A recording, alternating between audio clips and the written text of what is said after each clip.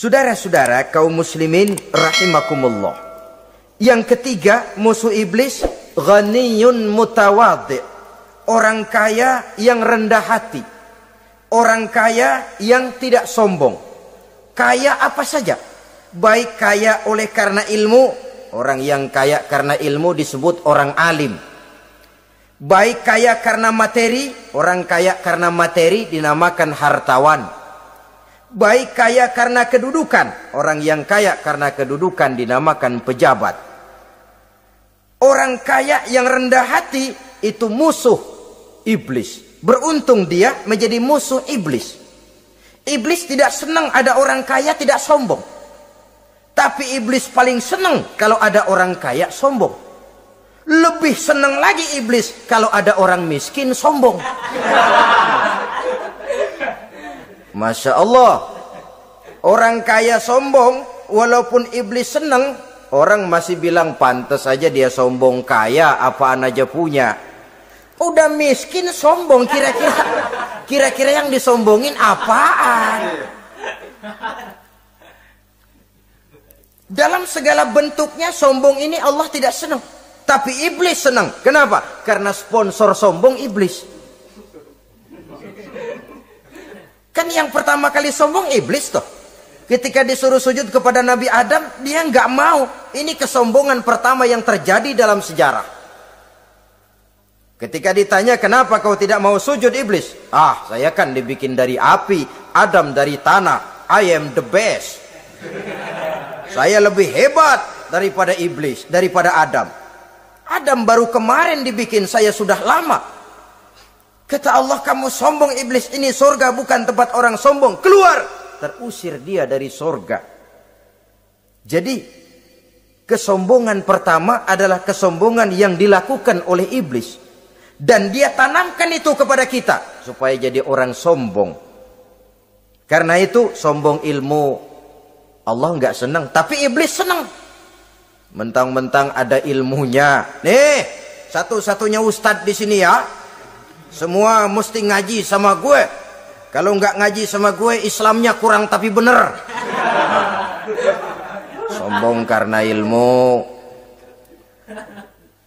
Sombong karena pangkat. Mentang-mentang pakai bintang di pundak, jalan pundak duluan. Yang wajar saja hidup ini. Sombong harta pun begitu. Kaum muslimin rahimakumullah. Orang kaya yang rendah hati dimusuhi oleh iblis, tapi dicintai Allah, dicintai Rasul, dicintai malaikat. Caranya bagaimana? Kembali kepada satu kesadaran bahwa pada saat terlahir ke alam dunia ini tidak ada yang pernah kita bawa. Kalau sekarang kita punya rumah, punya kebun, punya kendaraan, punya pabrik, punya segala macam benda, apa itu? Titipan. Pada suatu saat akan diambil kembali oleh yang menitipnya. Kalau titipan itu pandai kita jaga, pandai kita syukuri, titipan akan makin banyak. Sama juga kita dalam kehidupan. Kalau orang bisa kita percaya, saya mau pergi ke luar negeri, rumah saya titip kepada tetangga. Saya pulang dari luar negeri, isi rumah tetap, tidak berkurang, malah dibersihi, malah disapu, dihilangkan kotorannya. Tentu bukan main syukur saya, girang saya. Akan bertambah kepercayaan saya untuk menitipkan apa saja. Ini makna la in syakartum la azidannakum wa la in kafartum inna azabi lasyadid. Kalau kamu pandai bersyukur, aku tambah nikmat. Tapi kalau kamu ingkar, azabku teramat pedih. Artinya apa? Nikmat bisa berubah menjadi azab kalau kita tidak pandai mensyukurinya. Ma'asyiral muslimin rahimakumullah. Orang yang kaya ilmu lalu rendah hati, tidak selalu ingin menonjolkan diri. Ini kadang-kadang yang tanggung ini yang bikin berabe. Alim bener enggak, geblek bener juga enggak. Yang sedikit-sedikit mau nonjolin diri. Kalau enggak jadi imam enggak mau ke masjid. Enggak jadi imam enggak mau ke musola. Pokoknya kalau enggak jadi imam marahan sama musola. Macam mana? Saudara-saudara kaum muslimin, rendah hati. Tidak selalu ingin menonjolkan, sebab orang yang selalu ingin menonjolkan dirinya biasanya orang yang kekurangan kepercayaan kepada kemampuan dirinya sendiri. Dia selalu ingin dinomorsatukan. Dia selalu ingin ditempatkan pada ranking teratas. Dia tidak percaya diri. Orang yang percaya diri dapat bersikap wajar dalam kehidupan. Begitu juga kaya karena harta, dengan menyadari bahwa harta bagaimanapun banyaknya titipan dari Allah. Pada suatu saat akan kembali. Dia harus dimanfaatkan sesuai dengan kehendak yang menitipnya. Begitu juga kaya oleh karena pangkat, kedudukan dan jabatan. Pada suatu saat jabatan itu akan hilang dari diri kita. Karenanya sering saya jelaskan bahwa pangkat di dunia ini yang paling tinggi pensiun. Titel yang paling akhir almarhum. Saudara setuju atau tidak, titel itu akan saudara dapat. Bagaimanapun kita cinta kepada pangkat, kedudukan, entah pada akhirnya suatu saat akan sampai kepada posisi yang namanya pensiun.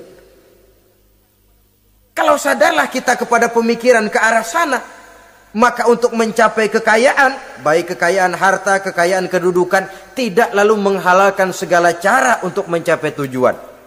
Tapi dibatasi oleh norma dan kaedah yang harus dia taati, baik kaedah agama maupun kaedah bernegara. Inilah orang ketiga yang menjadi musuhnya iblis, orang kaya yang rendah hati, orang kaya yang tidak sombong. Yang keempat, saudara-saudara, tajirun shadiq, pedagang, pengusaha yang jujur. Iblis gedek betul, benci bukan main sama pengusaha, sama pedagang yang jujur, yang tidak ngurangi timbangan, tidak nipu pembeli, tidak barang yang jelek dibilang bagus, atau yang bagus di atas yang jelek di bawah, atau dicampur yang baik dengan yang jelek supaya kelihatan semuanya jadi baik. Semua orang ingin untung, tidak ada kecuali siapapun orangnya, dan itu wajar. Setiap manusia ingin mendapat keuntungan, kalau perlu dengan modal minimal mencapai keuntungan maksimal, seperti yang diajarkan oleh teori ekonomi. Itu kan yang namanya produktif kan. Satu usaha dinamakan produktif, bagaimana kita mengeluarkan modal minimal bisa mencapai keuntungan maksimal. Silakan. Bahwa manusia ingin untung itu insting, naluri, fitrah. Tidak ada orang yang mau rugi. Tapi cara mencapai keuntungan itu yang membedakan antara seorang muslim dengan yang bukan muslim. Sudah pernah saya sampaikan, apabila kaum pengusaha, para pedagang sudah dijangkiti penyakit yang tidak jujur, yang akan timbul adalah kekacauan ekonomi.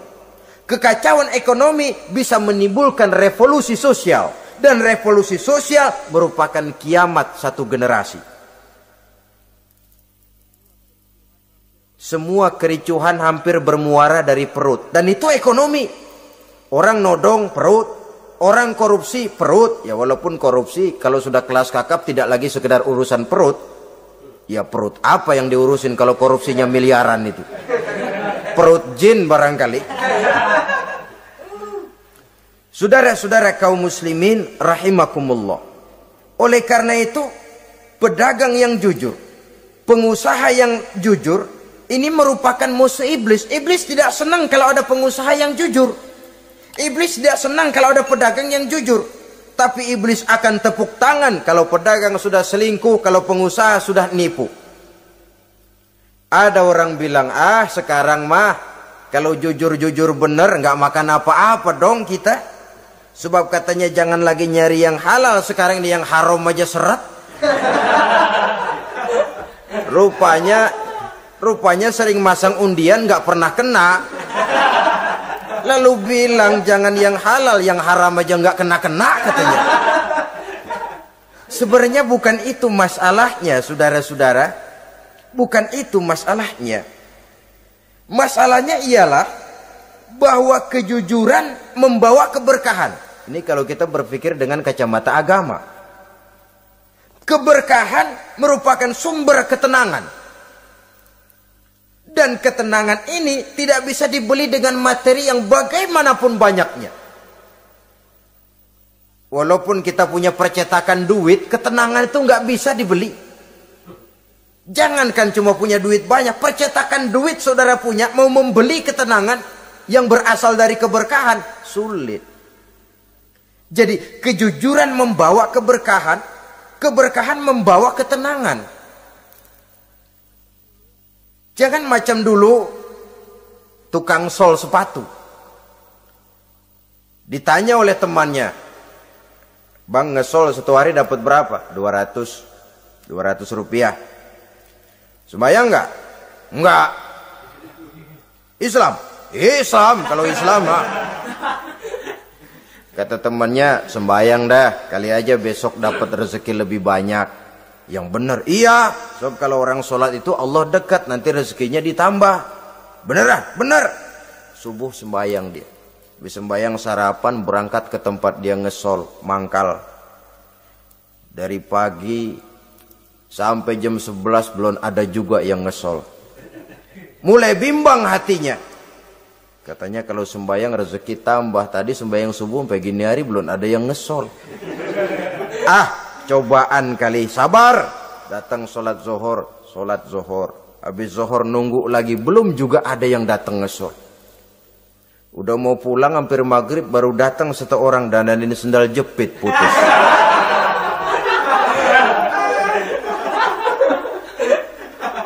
Sudah bayar 25 rupiah, pulang dia si tukang sol ini, ketemu sama temennya yang nyuruh sholat tadi. Ditanya, "Bagaimana penghasilan ini hari?" Apa dijawab? "Gua kapok deh sembahyang."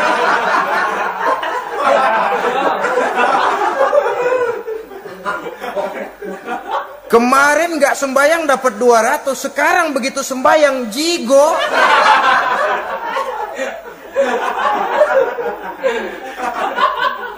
Dia tidak sadar bahwa dengan dari kacamata agama, 25 rupiah yang membawa berkah jauh lebih baik ketimbang 200 uang panas.